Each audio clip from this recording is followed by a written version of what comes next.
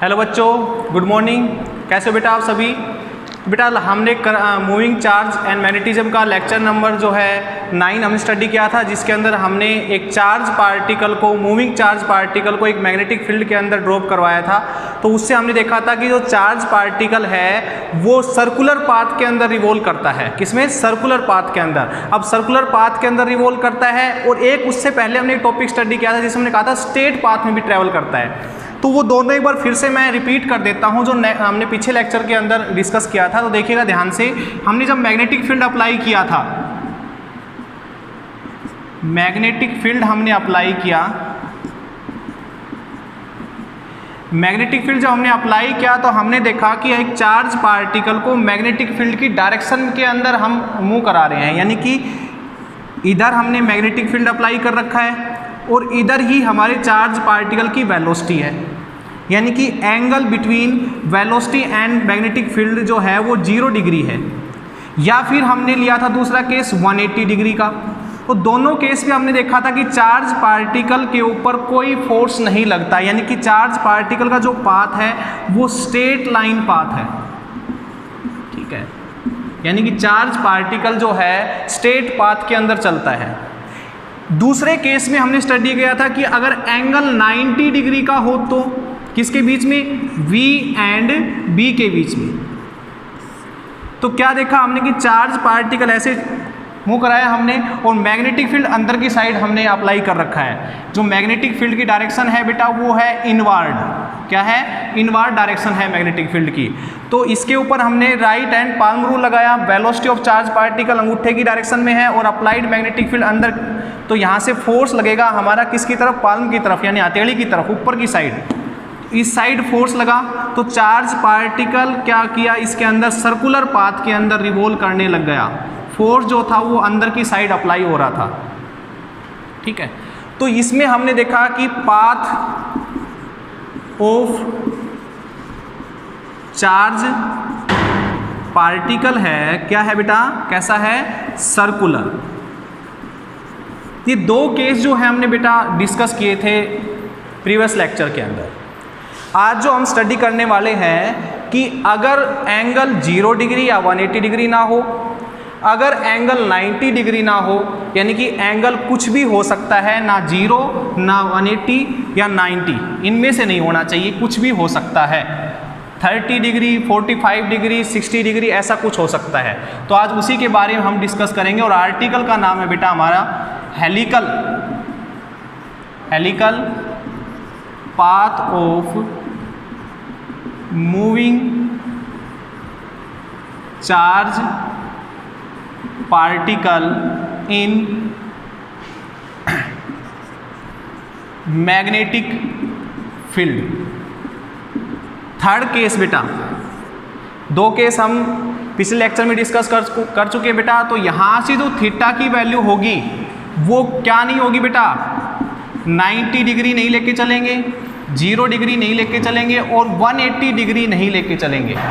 तो यहाँ से जो थीटा की वैल्यू है वो ना तो हम 90 लेके चलेंगे, ना 0 डिग्री लेके चलेंगे, ना 180 डिग्री लेके चलेंगे बेटा। तो क्या लेके चलेंगे? कुछ भी हो सकती है, यानी कि थीटा मान लेते हैं यहाँ से। ठीक है, तो एंगल किसके बीच में लेके चल रहे हैं बेटा? ये V एंड B के बीच में। तब कैसा पाथ होगा आज हम डिस्कस करेंगे बेटा इसी के ऊपर। तो चलिए फिर स्टार्ट करते हैं इस लेक्चर को। देखिएगा, हमने मैग्नेटिक फील्ड अप्लाई किया बेटा इस डायरेक्शन में।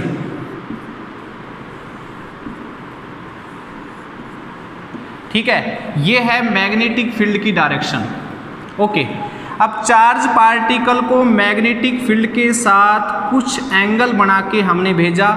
ये एंगल ना 0 डिग्री है, ना 180 डिग्री है और ना ही 90 डिग्री, यानी कि हमने थीटा यहाँ से इसको मान लिया। ठीक है, इधर वेलोसिटी है किसकी? चार्ज पार्टिकल की। अब इस वेलोसिटी के कंपोनेंट को हम दो हिस्सों में तोड़ते हैं। देखिए बेटा, इधर लेके चलेंगे v cos थीटा, या फिर कह सकते हो कि ये जो वेलोसिटी का कंपोनेंट है ये पैरेलल है किसके? मैग्नेटिक फील्ड के। और दूसरा जो कंपोनेंट होगा वो इस डायरेक्शन में होगा, उसको हम नाम देंगे v sin थीटा। ठीक है, और इसको परपेंडिकुलर कंपोनेंट ऑफ वेलोसिटी बोलेंगे किसके परपेंडिकुलर, मैग्नेटिक फील्ड के। ओके, तो ये दो कंपोनेंट बेटा हम यहाँ से लेके चलेंगे। अब बात करते हैं हम सर्कुलर पाथ की, फिर दोबारा से देखिएगा। हमने जो मैग्नेटिक फील्ड बेटा अप्लाई किया था और जो चार्ज पार्टिकल को इस मैग्नेटिक फील्ड के अंदर हमने मूव कराया था, तो उस टाइम जो थीटा था हमारा वो 90 डिग्री था। यानी कि जो वेलोसिटी है और बी जो हमने अप्लाई किया है दोनों एक दूसरे के परपेंडिकुलर थे। तो उस केस में क्या था कि चार्ज पार्टिकल ऐसे सर्कुलर पाथ में बेटा रिवॉल्व करने लगता है। ठीक है, तो सर्कुलर पाथ में जब रिवॉल्व करता है तो इस सर्कुलर पाथ की जो रेडियस है, ध्यान दीजिए मेरी बात पे, जो रेडियस है वो बेटा हमने निकाली थी और वो हमारी आई थी यहाँ से mv/qb। ये जो वेलोसिटी यहाँ पर आप लेके चल रहे हो, ये वेलोसिटी बेटा वो वेलोसिटी लेके चलनी है जो मैग्नेटिक फील्ड के परपेंडिकुलर डायरेक्शन में हो। यानी कि जो सर्कुलर पाथ होगा उसकी रेडियस निकालते वक्त जो वेलोसिटी रखी जाती है वो वेलोसिटी हमेशा मैग्नेटिक फील्ड के परपेंडिकुलर होती है। अब इस केस में देखिए, यहाँ पर जो चार्ज पार्टिकल है उसकी वेलोसिटी v है। इस वेलोसिटी को हमने दो कंपोनेंट में तोड़ लिया, v cos theta, v sin theta. यानी कि इस वेलोसिटी में से कुछ हिस्सा तो वेलोसिटी का इस मैग्नेटिक फील्ड के डायरेक्शन में है, ठीक है, और कुछ हिस्सा इस वेलोसिटी का इस मैग्नेटिक फील्ड के परपेंडिकुलर है। तो मुझे हमने क्या देखा बेटा यहाँ से कि इस कंपोनेंट की वजह से तो जो परपेंडिकुलर कंपोनेंट है वेलोसिटी का उसकी वजह से तो चार्ज पार्टिकल सर्कुलर पाथ में रिवॉल्व करेगा, क्योंकि चार्ज पार्टिकल जब परपेंडिकुलर डायरेक्शन में मूव करता है, चार्ज पार्टिकल जब परपेंडिकुलर डायरेक्शन में मूव करता है तो उसके ऊपर मैग्नेटिक फील्ड फोर्स लगाता है और उस फोर्स की वजह से चार्ज पार्टिकल जो है बेटा क्या करता है, सर्कुलर पाथ में रिवॉल्व करता है। किस में रिवॉल्व करता है, सर्कुलर पाथ में। कौन से वेलोसिटी और मैग्नेटिक फील्ड के बीच में कितने डिग्री एंगल होता है, 90 का तब। ठीक है, अगर आपके पास वेलोसिटी और मैग्नेटिक फील्ड में एंगल जो है वो 0 डिग्री का हुआ तो बेटा चार्ज पार्टिकल बिल्कुल स्ट्रेट पाथ में ही निकल जाएगा जिधर से आ रहा था उधर। अब यहाँ पर हमें दो चीज़ें देखने को मिल रही है, वेलोसिटी का कुछ हिस्सा बेटा मैग्नेटिक फील्ड की डायरेक्शन में है और वेलोसिटी का कुछ हिस्सा बेटा परपेंडिकुलर में डायरेक्शन में है। तो इस कंपोनेंट की वजह से तो ये चार्ज पार्टिकल जो है बेटा वो सर्कुलर पाथ में रिवॉल्व करेगा।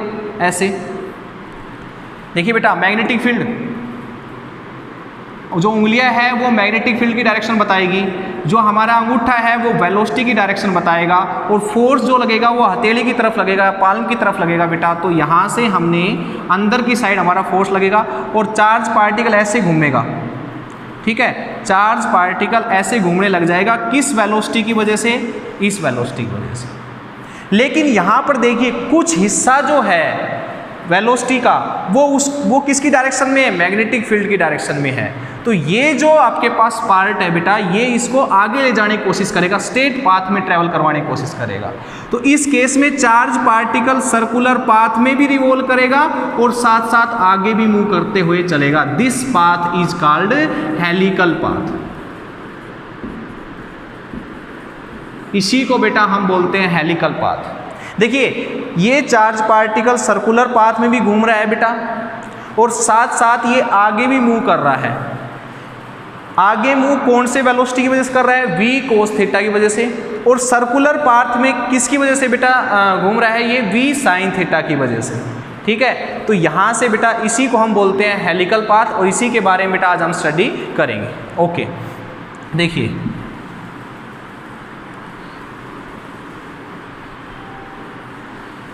तो सबसे पहले जो ये सर्कुलर पाथ बेटा बना है, ठीक है, इस सर्कुलर पाथ की रेडियस निकाल लेते हैं। ठीक है, तो रेडियस निकालेंगे यहाँ से, रेडियस ऑफ सर्कुलर पाथ। जो देखो सर्कल तो अभी बना रहा है बेटा ये, लेकिन ये ऐसे सर्कल है जो इसको आगे भी लेके जा रहे हैं, स्प्रिंग शेप से हम बोल सकते हैं इनको, है ना। तो ऐसे है, क्लियर। तो यहाँ पर हम बात करेंगे सर्कुलर पाथ की और उसकी रेडियस निकालेंगे। देखिए बेटा, तो रेडियस निकालते वक्त हमने फॉर्मूला अभी निकाला था, कैसे निकालते हैं बेटा, देखो सर्कुलर पाथ में कोई चीज़ घूमती है तो उसके लिए रिस्पॉन्सिबल कौन होता है, सेंट्रीपिटल फोर्स होता है। ठीक है। और सेंट्रीपिटल फोर्स यहाँ से इसको कहाँ से मिल रहा है बेटा, मैग्नेटिक फोर्स। तो मैग्नेटिक फोर्स क्या होता है बेटा, QVB और sine theta, theta is the angle between magnetic field and velocity component. तो ये जो वेलोसिटी का कंपोनेंट और मैग्नेटिक फील्ड के बीच में एंगल 90 डिग्री का है, तो इसको तो मैं यहाँ से हटा ही देता हूँ। तो QVB किसके इक्वल होगा, सेंट्रीपिटल फोर्स के इक्वल होगा। तो QVB is equals to mv²/r। अब बात यहां से आती है, वेलोसिटी कौन सी लेके चलेंगे हम। देखो बेटा, जिस वेलोसिटी कंपोनेंट की वजह से ये सर्कुलर पाथ में घूम रहा है वो है हमारा v साइन थीटा। तो यहां पर जो वेलोसिटी आप लेके चलोगे वो परपेंडिकुलर वेलोसिटी लेके चलेंगे, ठीक है। तो यहां पर रखिए v साइन थीटा, ठीक है। परपेंडिकुलर जो कंपोनेंट है वेलोसिटी का v साइन थीटा है, रख दिया हमने। यहां से सोल्व कीजिए इसको, v² sine square theta upon में r। तो यहाँ से v साइन थीटा से v साइन थीटा ये कैंसिल हो जाएगा बेटा। तो यहाँ पर क्या आएगा, r की वैल्यू आएगी mv साइन थीटा अपॉन में qb। This is the radius of circular path of A charge particle in a magnetic field बेटा। तो यहाँ से चार्ज पार्टिकल जो घूम रहा है उस सर्कुलर पाथ में, उसकी रेडियस निकल के आ गई। ये जो वेलोसिटी है बेटा, ये परपेंडिकुलर कंपोनेंट है। अगर मैं इसको लिखना चाहूँ तो ऐसे भी लिख सकता हूँ, यहाँ पर देख लीजिए, r is equals to mv perpendicular upon में qb, ठीक है बेटा। अच्छा, इसको एक सर्कल पूरा करने में कितना टाइम लगेगा, क्या निकालना है यहाँ से हमने। सेकंड जो टॉपिक है बेटा, इसमें क्या करना है, हमने निकालना है टाइम पीरियड। क्या निकालना है बेटा, टाइम पीरियड। कितना टाइम लगता है इसको एक चक्कर पूरा करने में। तो टाइम कैसे निकालते हैं, टाइम पीरियड डिस्टेंस अपॉन में स्पीड या वेलोसिटी, जो भी आप लिखना चाहो। तो डिस्टेंस, एक चक्कर में डिस्टेंस कितना कवर करता है बेटा, 2πr अपॉन में स्पीड कितनी है इसकी, v साइन थीटा।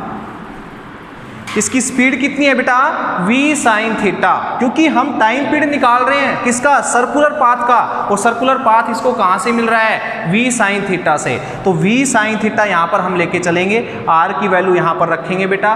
तो देखिए क्या आएगा, मैं इसको साफ कर रहा हूँ इधर से, देखिए r की वैल्यू रख रहा हूँ मैं।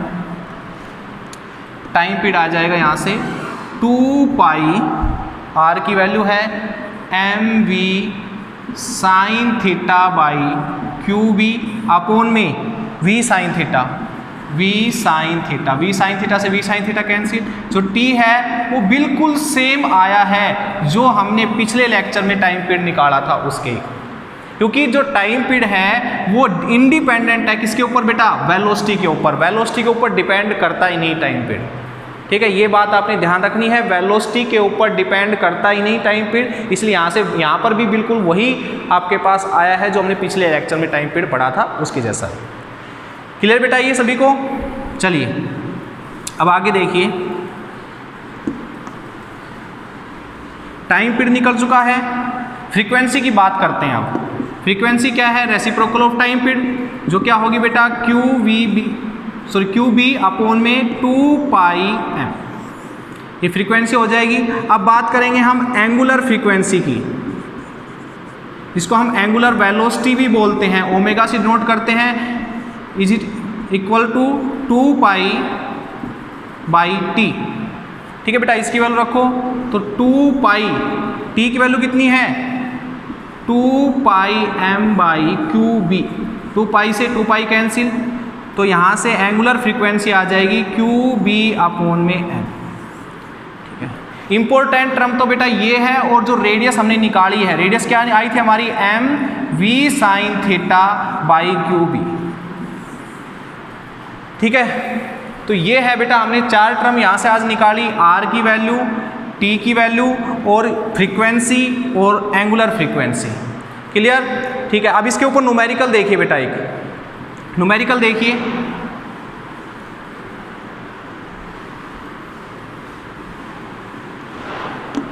चारों जो फॉर्मूले आए हैं मैं इधर लिख देता हूं। r की value mv sine theta upon में qb, t 2πm अपॉन में qb, और फ्रीक्वेंसी आई है बेटा क्यू बी अपॉन में 2 पाई, और एंगुलर फ्रीक्वेंसी आई है बेटा हमारी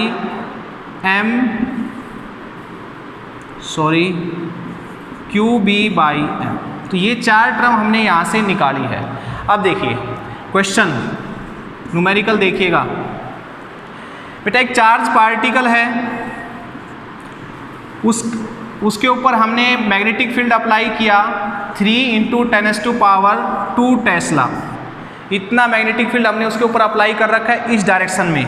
एक चार्ज पार्टिकल को हमने छोड़ा इस डायरेक्शन में विद वेलोसिटी 3 × 10⁻² मीटर पर सेकेंड की वेलोसिटी से, मान लो हमने ले लिया इसको, यहाँ 2 ले लेते हैं, ठीक है, इस वेलोसिटी से। दोनों के बीच में जो एंगल है वो हमने 30 डिग्री मान लिया, ठीक है। जो चार्ज था वो उसको हम मान रहे हैं कि इलेक्ट्रॉन था, ठीक है।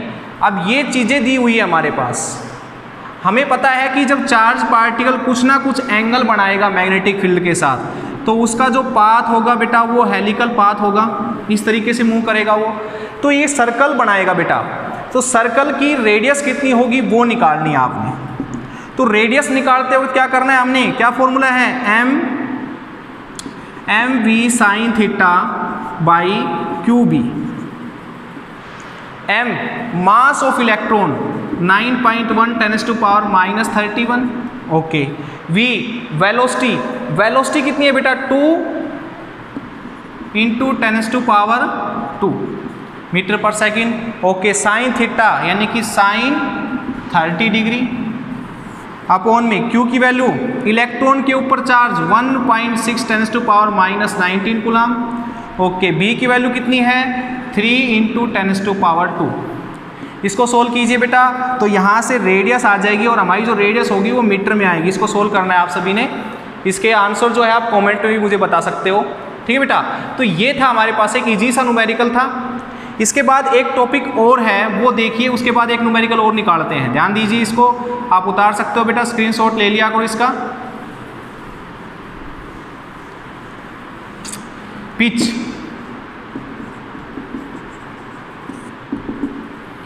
पिच की बात करें तो बेटा देखिए, अभी हमने एक चार्ज पार्टिकल को मैग्नेटिक फील्ड के अंदर मूव कराया था, इधर उसको वेलोसिटी दी थी, तो हमने कहा कि वो चार्ज पार्टिकल इस शेप में मूव करते हुए आगे बढ़ता है, हेलिकल पाथ हमने इसको बोला था। अब हेलिकल पाथ की अगर बात करें तो उसमें एक टॉपिक हमारा आता है पिच, और ये है क्या, ठीक है बेटा। तो ये है distance covered by charge particle in a magnetic field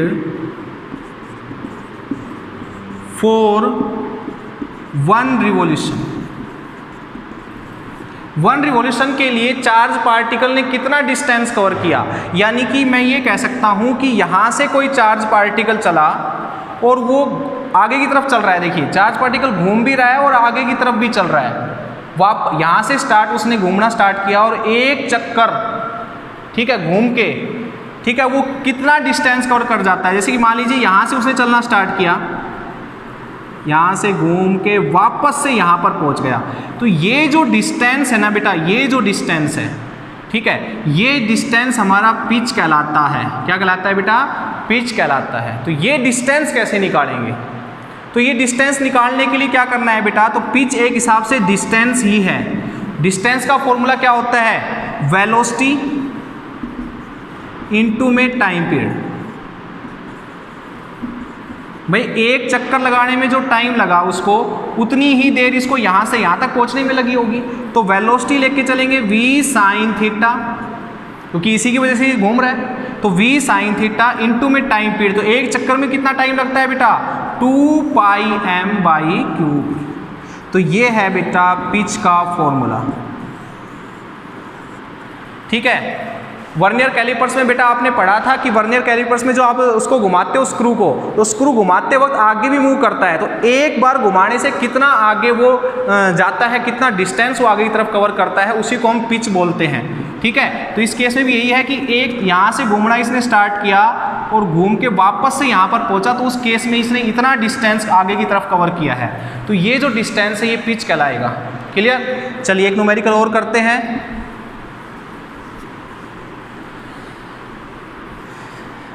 देखिए क्वेश्चन नंबर सेकंड। बेटा एक आपके पास चार्ज पार्टिकल है, मैग्नेटिक फील्ड हमने अप्लाई कर रखा है, लेकिन मैग्नेटिक फील्ड को अब की बार हम वेक्टर फॉर्म में लेके चलेंगे।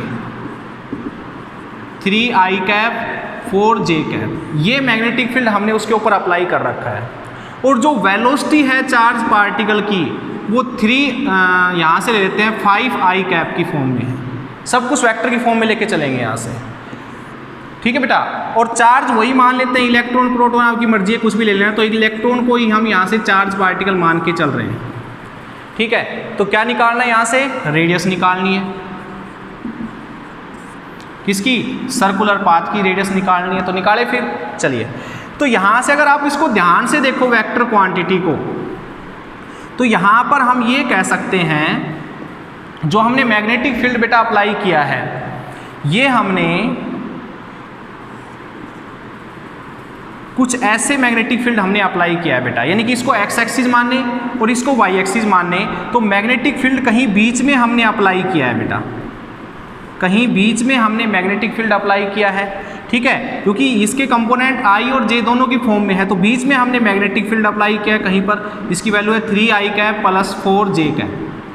ठीक है, और जो वेलोसिटी है, यानी कि चार्ज पार्टिकल, इस आई कैप को देख के बता सकते हो कि एक्स एक्सिस की तरफ जा रहा है charge particle, 5j cap. Okay, इनके बीच में ये एंगल हो गया, जो अप्लाइड मैग्नेटिक फील्ड है और जो वेलोसिटी है उनके बीच में एंगल कितने डिग्री का हो गया बेटा? थीटा मान लेते हैं। अब देखिए आगे, यहाँ से जो मैग्नेटिक फील्ड है उसके दो कंपोनेंट में आप तोड़ सकते हो, मैग्नेटिक फील्ड को दो कंपोनेंट में तोड़ सकते हो।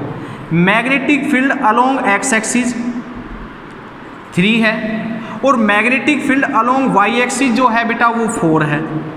ठीक है, हमें पता है कि चार्ज पार्टिकल रिवॉल्व करेगा जब मैग्नेटिक फील्ड और वेलोसिटी आपस में परपेंडिकुलर होगी, तो इस कंपोनेंट के साथ ही तो परपेंडिकुलर डायरेक्शन में है ये। ठीक है, तो यहाँ से आपके पास ये कह सकते हो कि ये कंपोनेंट यूज करना है बेटा आपने किसकी वैल्यू निकालते वक्त? रेडियस। तो रेडियस निकालें यहाँ से m। ठीक है, परपेंडिकुलर वेलोसिटी अपॉन में QB। B कौन सी लेके चलनी है बेटा? वाई एक्सिस वाली। वाई एक्सिस वाली मैग्नेटिक फील्ड क्यों लेके चल रहे हैं हम? क्योंकि यही मैग्नेटिक फील्ड का कंपोनेंट है जो वेलोसिटी के परपेंडिकुलर है, और इसी की वजह से क्या होगा, ये चार्ज पार्टिकल सर्कुलर पाथ में रिवॉल्व करेगा, और सर्कुलर पाथ में अगर ये रिवॉल्व करेगा तभी तो आप रेडियस निकाल पाओगे। तो यहाँ पर हमने बेटा m की वैल्यू रखनी है। m कितना है? 9.1 10⁻⁻31। वेलोसिटी मैग्नेटिक फील्ड के परपेंडिकुलर वाली वेलोसिटी 5 है। ठीक है, स्केलर फॉर्म में लेके चलेंगे बेटा इसके अंदर। तो वेक्टर जे कैप जो है, सॉरी आई कैप था, जे कैप नहीं था, आई कैप था। तो यहाँ से हमें ये 5 लेके चलेंगे यहाँ पर बेटा, और Q की वैल्यू 1.6 10⁻⁻90, और दूसरी मैग्नेटिक फील्ड जो परपेंडिकुलर है 4। तो इसको लेके बेटा हम सोल्व करेंगे। तो ये मोस्ट इम्पोर्टेंट न्यूमेरिकल था जो जेईई मेंस नीट में पूछा गया है 2012 में। ठीक है, तो बेटा ये आपने सोल्व करना है। तो आज का लेक्चर हम यहीं पर समाप्त करते हैं। Thank you so much.